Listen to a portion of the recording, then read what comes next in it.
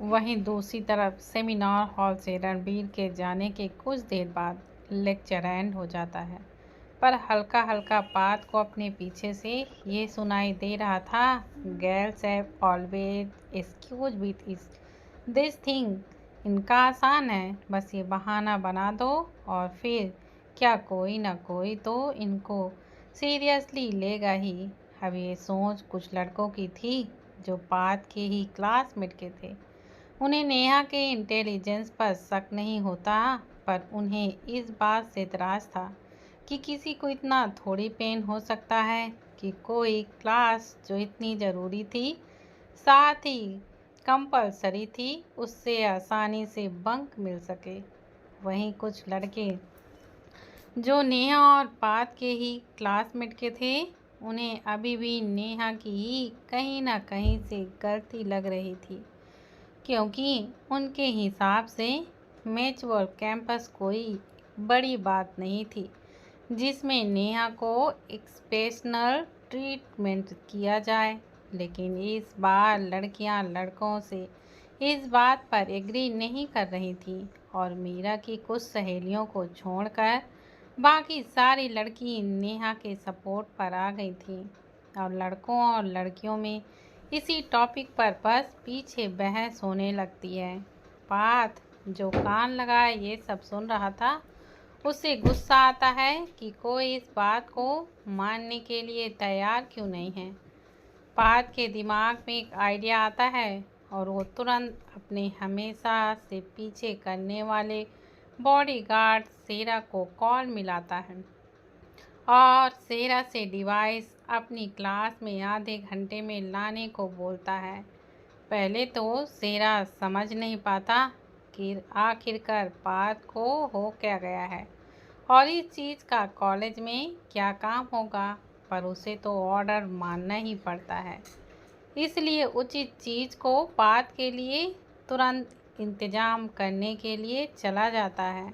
पात देखता है कि अब सेमिनार हॉल से सीनियर जाने लगे हैं, इसलिए अब अपनी क्लास को एड्रेस करते हुए बोलता है कि उसे अपनी क्लास के सभी स्टूडेंट अपनी क्लास में चाहिए और लड़कियां बेशक ना आएं, पर लड़कों को छुट्टी नहीं होनी चाहिए, वरना कोई ये ना भूले कि एक सियास अपनी क्लास को जब बचा सकता है तो उसे आसानी से खतरे में भी डाल सकता है। पात के क्लासमेट को समझ ही नहीं आता है कि लेक्चर होने के बाद जैसे सीनियर ने कहा था कि कॉलेज का हाफ डे होगा, तो पात अब उन्हें क्लास में क्यों बुलाना चाह रहा है, और वो भी लड़के। ऐसा क्या होने वाला है जिसे सिर्फ लड़के ही इम्पोर्टेंट हैं, लड़कियां नहीं। पीयू भी जब पात की क्लास में मिलने वाली ये अनाउंसमेंट सुनती है तो वो भी एक पल के लिए समझ नहीं पाती कि अचानक पात के दिमाग में क्या चलने लगा है। लेकिन इसका जवाब उसको कुछ देर में अपनी क्लास में जाकर मिल ही जाता, जब उसके साथ सभी क्लास के बच्चे अंदर रखी चीज़ को अपनी आंखें फाड़ कर देख रहे हैं। अंदर जो डिवाइस रखी थी वो एक क्रैम्स सेट म्यूचुअल, यानी उससे क्रैम्स के इंटेंसिटी कंट्रोल करके कोई भी यह महसूस कर सकता था कि एक्चुअली में मेंस्ट्रुअल पेन किसी भी लड़की को कितना हो सकता है। जी हाँ, पात ने ये इसलिए सेरा से मंगाया था ताकि वो उन लड़कों को सोच बदल सके जो कुछ देर पहले पीरियड क्रैप्स को मजाक में ले रहे थे। अंदर आकर लड़के तो इसी डिवाइस को देखते रह जाते हैं जिसमें दो पैचेस थे, साथ ही एक डिवाइस था और एक मॉनिटर स्कैनर भी था। पात क्लास के सेंटर में जाकर अनाउंसमेंट करने लगता है, all the girls please be seated and all boys make a line to feel the related. अब तक पात ने सभी को बता दिया था कि ये डिवाइस क्या था और आज इसे लड़के बस चेक करेंगे कि क्या पेन ब्रेवेबल होता भी है या नहीं। वैसे भी इसमें लेबल थे, जैसे 1 लेबल पर एक हल्का सा पेन उसके बाद जैसे जैसे लेवल बढ़ता आते जाओगे, पेन का लेवल भी एक्चुअली बढ़ने लगता है और मैक्सिमम 5 लेवल पास सभी के सामने एक चीज़ कॉन्फ्रेस करता है कि जैसा कि उसने सभी जो बताया है कि उसकी बहन के आज अपसेंट माइंड का रीज़न क्या था, इसलिए वो आगे ये भी बता देगा कि इस डिवाइस का मैक्सिमम लेवल नेहा आज फील या फेस कर रही थी। लेकिन लड़कों को छूट है, वो अपनी बॉडी के अनुसार उसके लेवल पर रुक सकते हैं। यहाँ पर खड़ा कोई भी लड़का आज इस डिवाइस का टेस्ट किए बिना रूम छोड़कर कहीं भी नहीं जाएगा और सबसे पहले इसमें टेस्ट करने के लिए मैं ही लेता हूँ। लेकिन पीहू अच्छी तरह से ये जानती थी कि ये क्रैप्स पेन कोई हल्का मजाक नहीं होता और चाहे लड़का हो या लड़की, क्रैप्स तो सभी को होगा, चाहे लड़का लाख कोशिश करे छुपाने की। इसलिए पात को इशारे में जाने से रोकती है और पात पीहू का इशारा समझ जाता है, इसलिए अपनी जगह वो सबसे पहले अपने दोस्त की बलि चढ़ाने को सोचता है। जिसके बाद बारी बारी से उसके क्लास के सभी लड़के आज इस असलियत को भी खुद महसूस करें। पात का दोस्त हनी जो अभी तक अपने दोस्त पात पर नाज कर रहा था, इसलिए पात के एक बार ही कहने पर जल्दी से चेयर पर बैठ जाता है और अपनी दोस्त नेहा के लिए वो पात से बोलता है, I am ready, let me feel this pain. सभी लड़कों का रिएक्शन बहुत ही नॉर्मल था, जैसे कि कोई एक इंजेक्शन लगने वाली चीज़ हो और डॉक्टर इसका दर्द का टेस्ट करा रहे हों।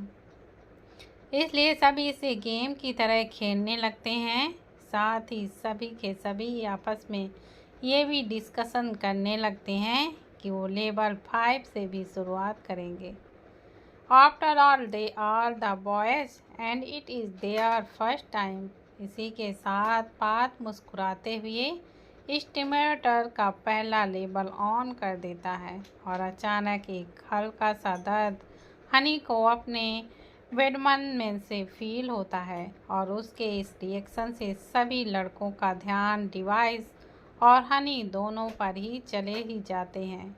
वहीं पात जिसने अभी लेवल पहला ही किया था, धीरे धीरे से लेवल बढ़ाने लगता है।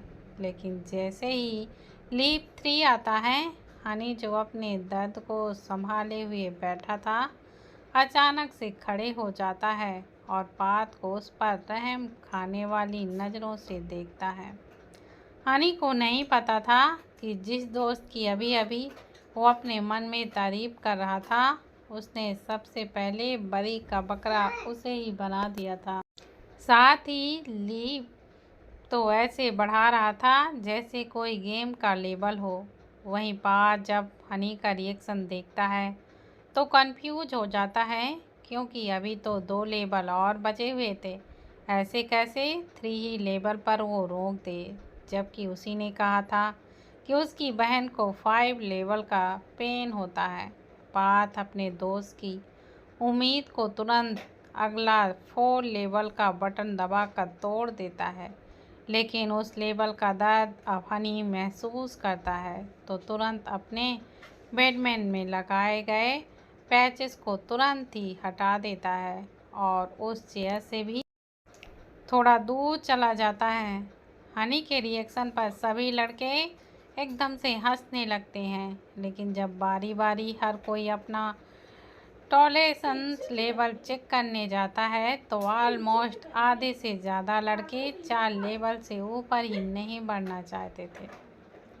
इस दर्द को हल्के में सोच कर जाते लड़के जब उस चेयर पर पेन को एक्चुअली में फील करते हैं, तब जाकर उन्हें एहसास होता है कि एक्चुअली में मेंस्ट्रुअल कैंपस होता क्या है और कैसे हर लड़की इसे हर महीने बर्दाश्त करती है। बेशक इसके लेवल के ही तरह किसी को कम किसी को ज़्यादा पेन होता था, पर आज शायद लड़कों ने पहली बार इसे एक्सपीरियंस किया था, इसलिए उनके दिमाग में अब लड़कियों के लिए एक टॉपिक पर मजाक तो भूल कर भी नहीं निकल सकता था। वहीं क्लास की लड़कियां आज बहुत ही ज़्यादा खुश थीं और उन्हें अपनी फीमेल सीआर पर भी प्राउड था, क्योंकि वो जानती थी कि एक्सट्रीम पेन सहना और वो भी 2 घंटे लगातार कितना ज़्यादा मुश्किल होता है, जबकि यहाँ लड़के कुछ ही मिनटों में चेयर को छोड़कर उठ खड़े हो रहे थे। हंसी मजाक में बात ने आज एक बड़ा इफेक्ट ला दिया था। ना ही लड़कियों की प्रॉब्लम अब लड़के समझने लगे थे, बल्कि अब उन लड़कों को भी नेहा को लेकर कहे उनके शब्द पर खुद ही शर्मिंदा होने लगे थे। बात के उम्मीद से काफ़ी ज़्यादा उसे आज का रिजल्ट मिला, जहां लड़कों को कहीं न कहीं अपने पुराने शब्दों पर अब बुरा लगने लगा था। कहाँ उनको सिर्फ 4 लेवल का पेन अचानक परेशान कर रहा था, और जब वो सोचते हैं कि उनकी सियास यानी नेहा 5 लेवल का दर्द को झेलकर 2 घंटे तक सेमिनार हॉल में बैठी थी, तो इतना याद करते ही उनके दिल में नेहा के लिए स्नेह के साथ साथ अब गर्व भी महसूस हो रहा था। वहीं इस क्लास की कई लड़कियां भी पार्थ और नेहा को पूरे क्लास के सबसे बेस्ट सीआर बोलकर उन दोनों की ही तारीफ करने लगते हैं। आज के एक्सीडेंट से पूरी क्लास में हैरी मौनी बन गई थी। सभी खुश थे, ना सिर्फ उनके दोस्त और उनके सिया स्नेहा और पार्थ थे, बल्कि उनका क्रश पार्थ नेहा का भाई भी बन चुका था। शायद सबसे ज़्यादा लड़कियों को जिस बात का डर रहता था वो तो यही था कि नेहा उनके क्रश के साथ कंपटीटर थी। तभी मीरा लड़कियों को भड़काने का काम आसानी से कर दिया करती थी।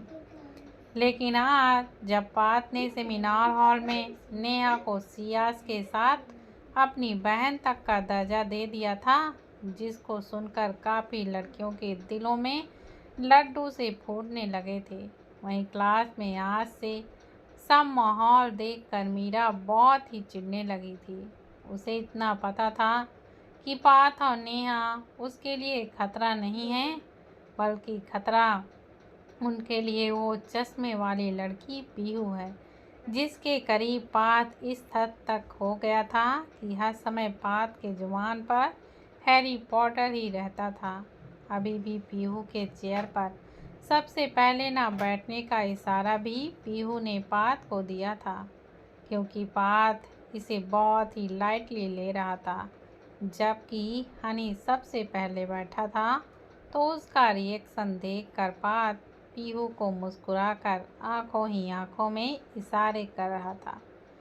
सभी लड़कों ने जब उस कैंपस सेंटीमीटर को ट्राई कर लिया था, तब जाकर पार्थ सबसे कहता है कि अब सबको अपने अपने घर चले जाना चाहिए, और इसे एज एक्सपीरियंस लेकर आगे से अपनी दोस्त, अपनी बहन और अपनी बनने वाली गर्लफ्रेंड का उन दिनों में ध्यान रखना। आपका सियास आपको आज एक लेसन दे चुका है। एक प्राउड स्माइल के साथ पार्थ रूम से जाने लगता है, पर अब हनी के दिमाग में अपने बॉस को थोड़ा सा तंग करना याद आता है। हनी पार्थ को रोक कर बोलता है, अरे बॉस, सभी लड़कों ने ट्राई किया है, पर आप तो रह ही गए। आपको भी इसका एक एक्सपीरियंस। हनी अपने मन में सोचता है कि कभी कभी दूसरों को भी सूझ में खुद को रखकर सोचने से वाकई बहुत ही बड़ा चेंज आ जाता है। जैसे कि आज सभी के पास एक एक्सपीरियंस था, इसलिए अब सभी लड़कियों की परेशानी लड़के समझ गए थे। पार्थ जब यह सुनता है तो उसके कान खड़े हो जाते हैं। वो तो बेचारा अब जल्दी से क्लास से निकलने की सोच रहा था। अब तक उसने भी देख लिया था कि लड़के भी स्क्रैप्स में चेयर से उछल रहे थे, तो वो कैसे खुद पर अब ये करवाना चाहता था। उसको तो हैरी पॉटर ने अपने इशारे से बचा लिया था, पर उसका बेस्ट फ्रेंड ही उसे क्यों फंसाना चाहता है। हनी की बात सुनकर क्लास से बाहर निकल रहे स्टूडेंट भी याद आता है कि जिस इंसान ने उसे इस मशीन में दर्द को सहना सिखाया वो तो खुद बैठा ही नहीं है, बल्कि लाइन से सभी लड़के बैठ चुके थे। सभी स्टूडेंट तुरंत क्लास में आकर पार्थ, जो इधर उधर अपनी आंखें बचाकर क्लास से बाहर जाने की कोशिश कर रहा था, उससे बोलते हैं, Parth, you are a your leader, lead और वे। इस मशीन की शुरुआत बेशक हम सब ने करी, लेकिन ख़त्म तुम करो। पार्थ तुरंत बहाने बनाने लगता है कि उसे इनके दर्द के बारे में पता है, इसलिए अगर वो नहीं भी सेंचुर ऑन करे तब भी समझ सकता है। पर लड़के नहीं मानते और अंत में पार्थ को भी अपनी बची हुई मेडिसिन चखने ही पड़ती हैं। अब तक के लड़कों में कुछ ही लड़के मैक्सिमम 5 लेवल को झेल पाए थे, लेकिन उनके चेहरे के एक्सपीरियंस काफ़ी फनी थे और पार्थ बस इसी बात को लेकर डर रहा था कि कहीं उनके फनी एक्सपीरियंस ना बनने लगें। आखिर वो था तो एक मर्द ही, लेकिन पार्थ के साथ भी वही होता है जो और लड़कों के साथ हुआ था। जैसे जैसे हनी एक एक लेवल बढ़ा रहा था, वैसे वैसे पार्थ अपनी चेयर पर मचलने लगा था। साथ ही उसके चेहरे से उसकी प्यारी सी मुस्कान जाने का नाम ही नहीं ले रही थी। पहली बार उसे एहसास होता है कि उसकी हैरी पॉटर उसके बचपन के दोस्तों से काफ़ी अच्छी निकली। उसे बिल्कुल ही उम्मीद नहीं थी कि हनी उसे इस तरह फंसा देगा, जबकि वो ये भूल जाता है कि सबसे पहले अपने दोस्त को बलि का बकरा बनाने वाला वो ही इंसान था। साथ ही बटन का लेवल ऐसे बढ़ा रहा था जैसे गेम का लेवल। हनी देखता है कि पार्थ 4 लेवल के दर्द को पूरी चौड़ी मुस्कान के साथ झेल रहा है, इसलिए वो तुरंत पार्थ से पूछता है, बॉस, क्या आखिरी पड़ाव पार करना है या यहीं से पवेलियन छोड़ना है? पार्थ अपने दांत दिखाते हुए हनी को कहता है, अब यहाँ तक आ गया तो आगे तक ही जाऊँगा। देखूँ तो मैं भी मेरी बहन कितना पेन एंड्योर करती है। पार्थ की बात पर सभी हूटिंग करने लगते हैं। आखिर था तो वो उनका सियास, और अब सबको ये भी अच्छे से पता चल जाता है कि नेहा कोई आम सी लड़की नहीं है, बल्कि बहुत ज़्यादा खास है, जिसके लिए एक तरफ ध्रुव सर अपने ही बनाए गए रोज़ तोड़ देते हैं, तो वहीं पार्थ अपनी बहन के लिए किसी भी हद तक चले जाता है। यहाँ तक कि नेहा की कंडीशन को महसूस कराने के लिए उसने इस पीरियड पेन सेमिल्योचर्स को भी मंगा लिया। पार्थ अपने दोनों ओठों को बंद करते हुए 5वें लेवल का दर्द भी सह लेता है, और अब जाकर उसे एहसास होता है कि एक्चुअली में जब नेहा ने उससे कहा था कि वो उसकी मदद कर दे, तो क्यों कहा था। शायद नेहा उस समय इसी दर्द को सह रही होगी। पास समझ गया था कि अगली बार उसे अपनी बहन को कैसे ट्रीट करना है। इसी के साथ आज का लेसन भी ख़त्म हो जाता है और पार्थ और पीयू एक साथ अपने अपने रूम के लिए निकलने लगते हैं। लेकिन जिस जगह से उनको अपने अपने रूम के लिए मुड़ना था, उससे कुछ कदम पहले पीयू को अचानक याद आता है कि इस समय हॉस्टल का मेस तो खुला नहीं होगा, इसीलिए वो नेहा के लिए कुछ कैंटीन से लेने का सोचती है। पीयू यही बात पार्थ को भी बताती है, जिसे सुनकर ये पीयू से कहता है कि वो भी कैंटीन चलेगा और अपनी बहन के लिए कुछ चॉकलेट वो खुद खरीदेगा। पीयू सोचती है कि क्यों ना नेहा को ही कॉल करके पूछ लिया जाए कि उसे क्या कुछ तो नहीं खाना है, इसलिए पीयू नेहा को कॉल मिला देती है और फ़ोन के उठते ही एक सांस से अपनी बात रख देती है। लेकिन फ़ोन पर अपनी बात रखने के बाद उसके कानों में जो सुनाई देता है, उसे सुनकर पीयू भूत बनी फ़ोन के दूसरे तरफ के इंसान की बात सुनने लगती है और फिर बार बार जी जी जी बोलकर अपना सिर हाँ में हिलाने लगती है। पात, जो बगल में ही खड़ा हुआ था, उसे अजीब लगता है कि ये हैरी पॉटर अचानक से रोबोट कैसे ही बन गई, जिसकी बोलती बस जी जी में ही निकल रही है। जैसे ही फ़ोन पीहू रखती है, एक लंबी सांस लेती है।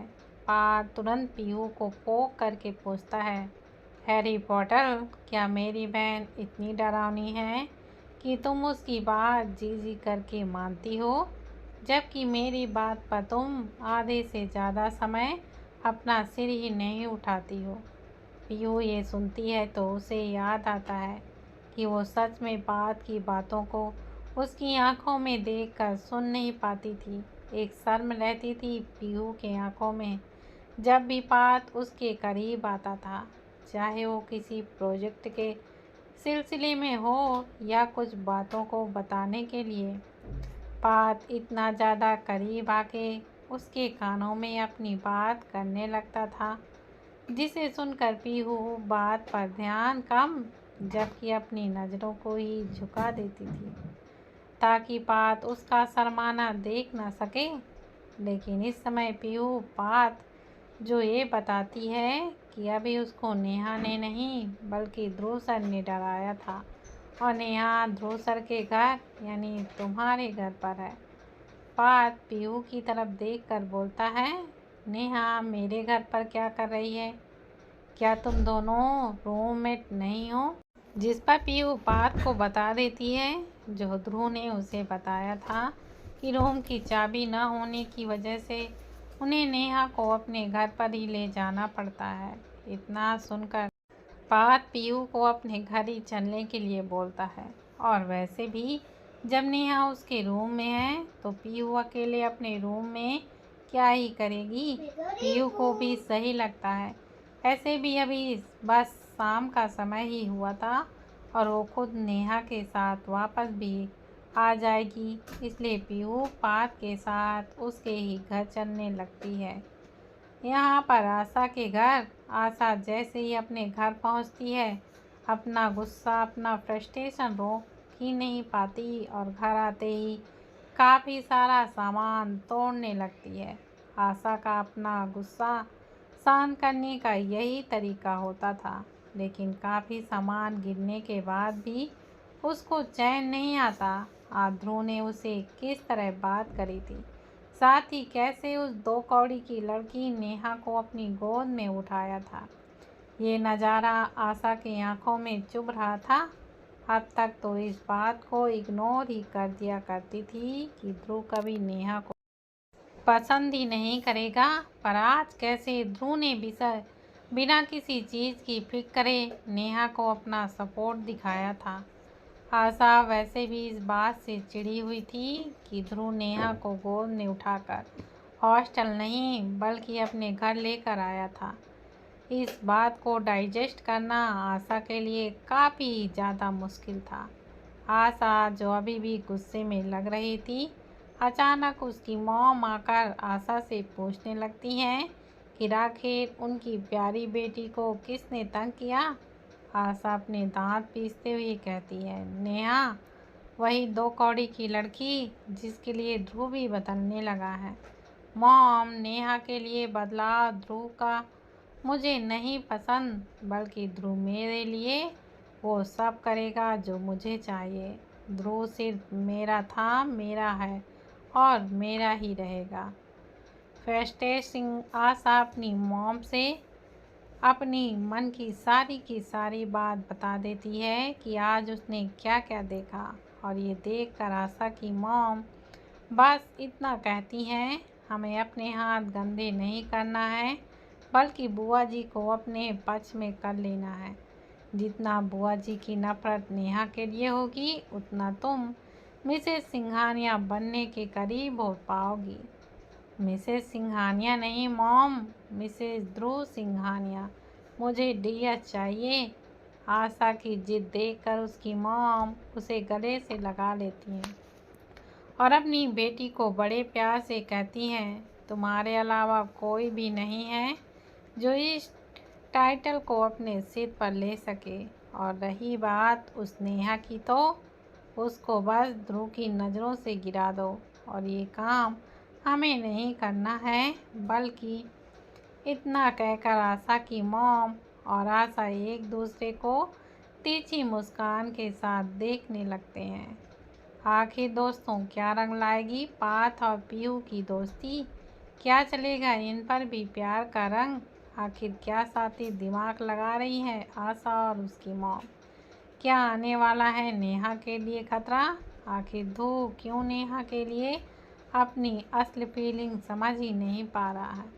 क्या होगा ध्रुव का हाल जब पता चलेगा उसे कि नेहा उससे प्यार करती है? इनके जवाब पाने के लिए पढ़ते रहिए नेहा और ध्रुव की कहानी आग और इश्क।